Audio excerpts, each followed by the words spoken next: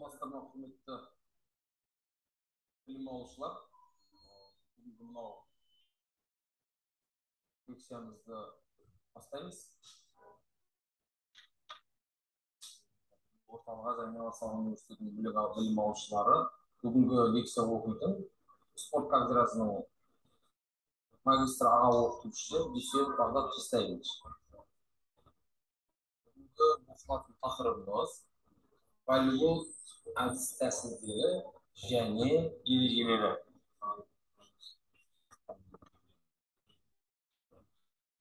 Осы тақырыбымыз бойынша жоспарға қарастырылған үш сұрағымыз. Бірінші, яғни волейбол. Бұл дегеніміз не? Деген сияқты алдағы уақытта тоқтайтын боламыз. Екінші сұрағымыз волейбол ойынының ережелері. Яғни ережелеріне тоқтаймыз. Үшінші сұрағымыз волейбол ойынының әдіс-тәсілдері. Әдіс-тәсілдері дегеніміз қалай орындалады, қалай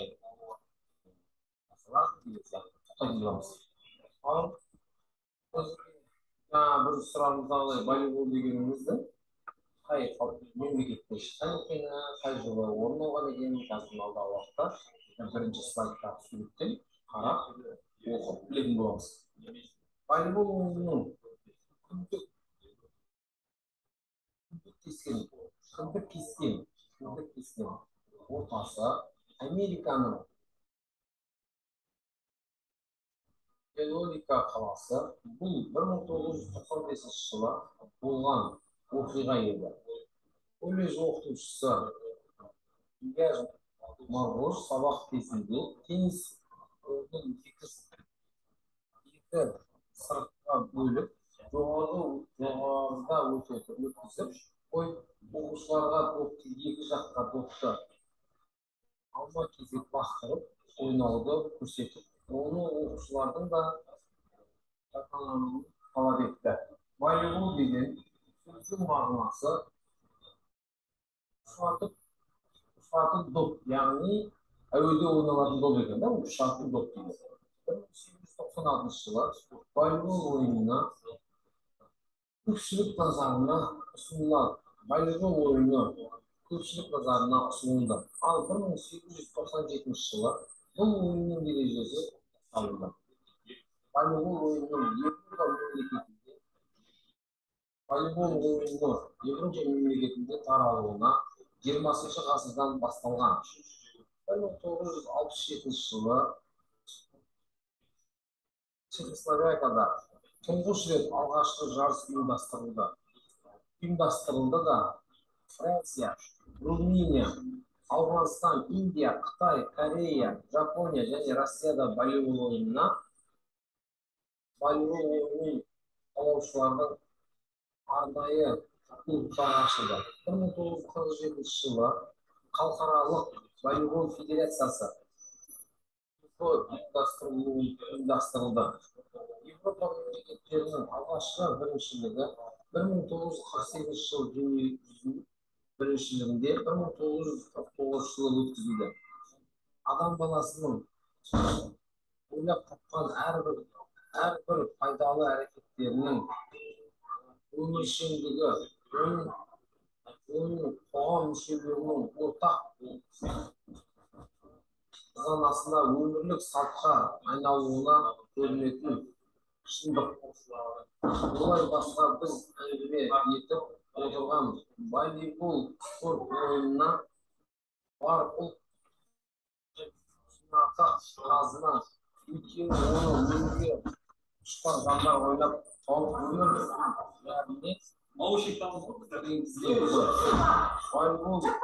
бәріне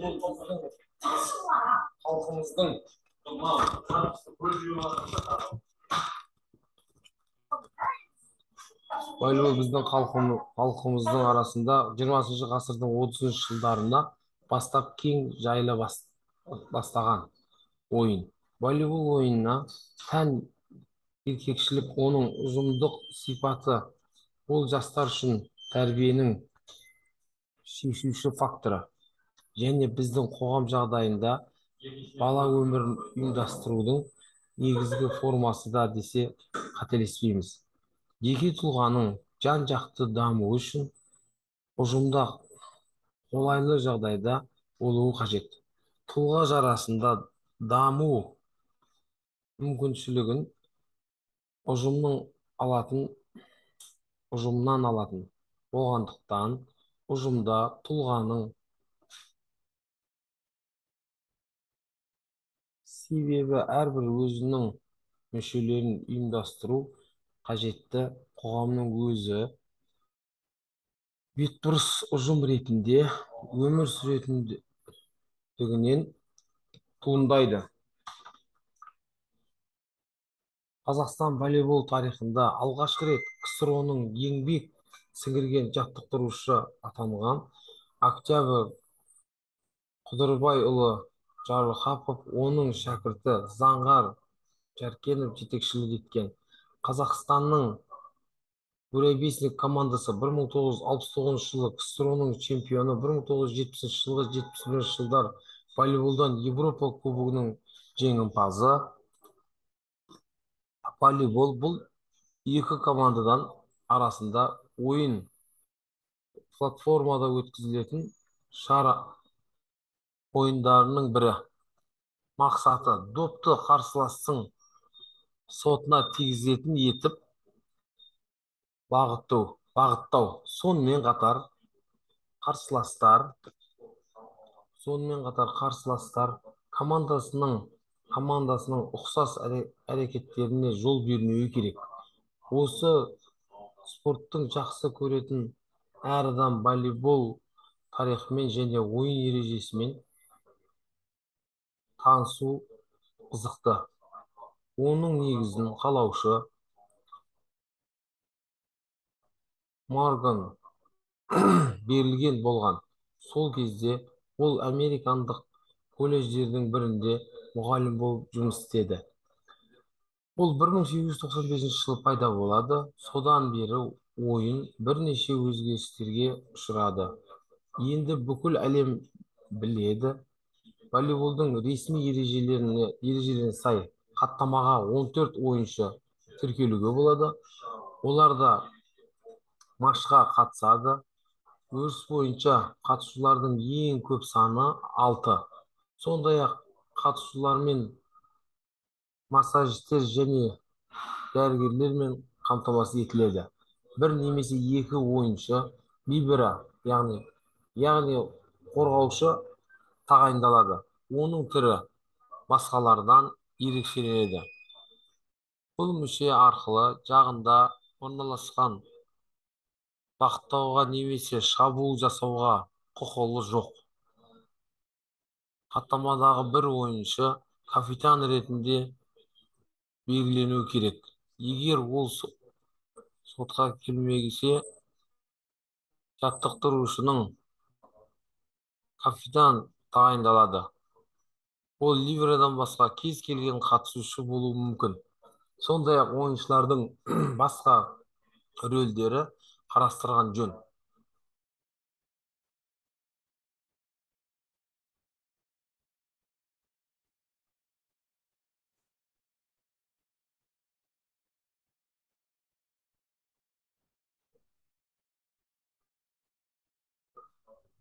Мына жерде мына көрсетіліп кеткен картинкамызда волейбол әдіс тәсілдері деп айтып кетіпті.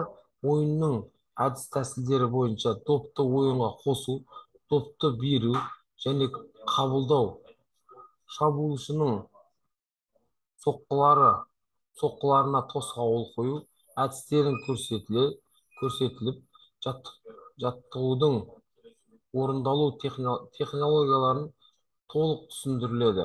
Волейбол ойынның әдіс тәсілдері дейді.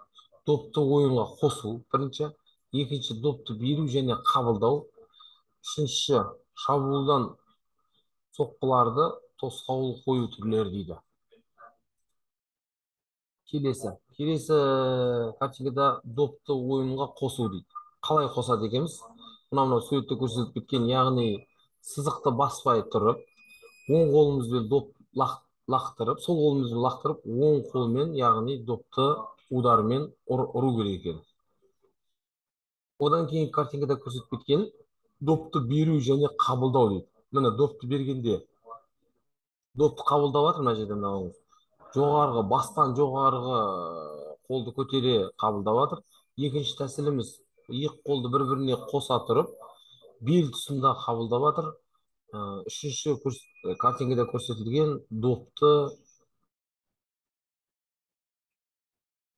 құлап бара жатып, допты яғни оң қолымен алып жатыр, иә.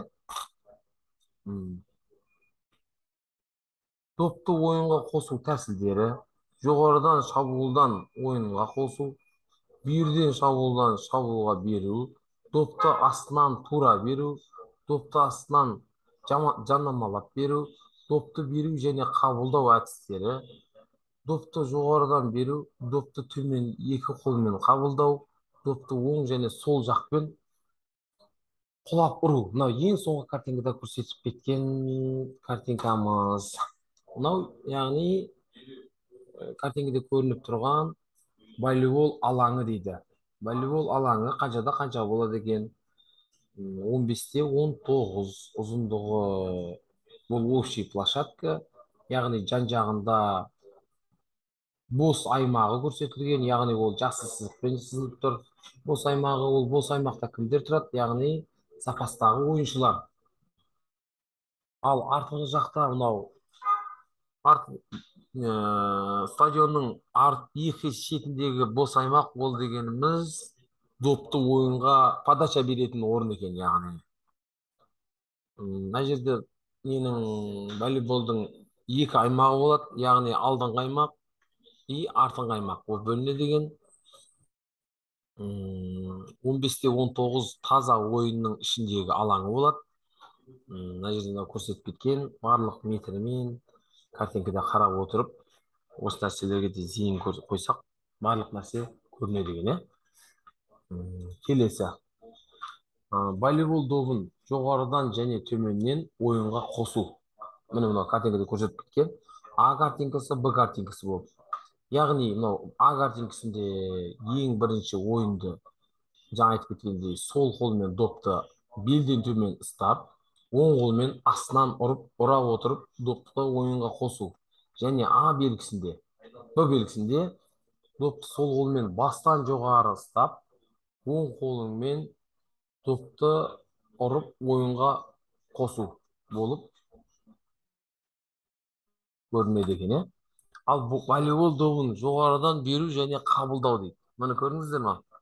Яғни аяқты жартылай бүгеміз бірінші картинкада, екіншіде допты екі қолмен бет тұсында аламыз, үшіншіде екі қолмен тоже аяқты бүге отырып алады екенбіз.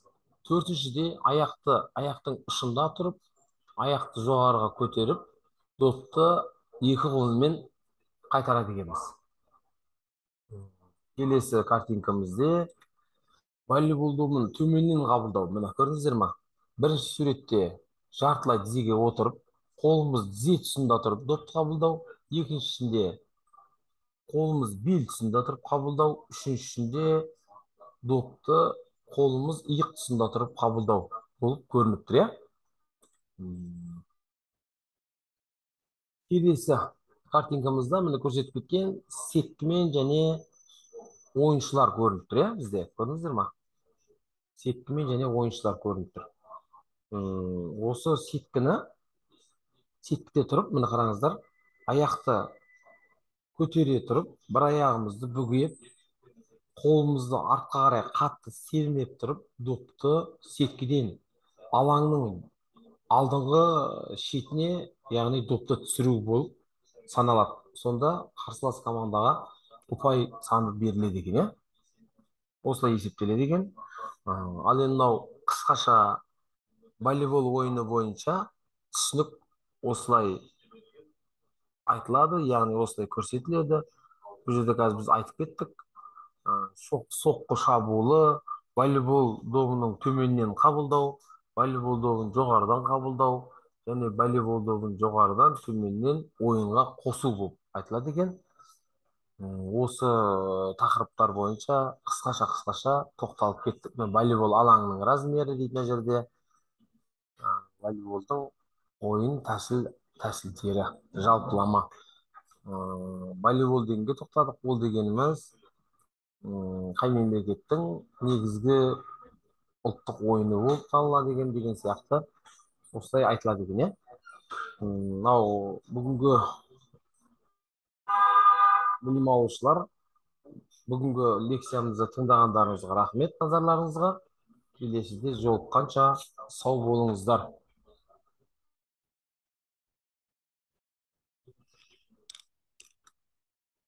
Дамир, тоқтататынды айтып жүрші.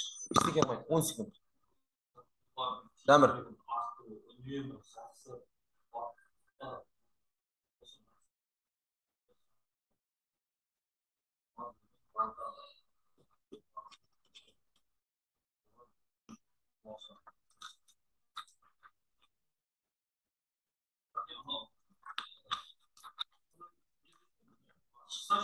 Қызыл тұр ғой міне.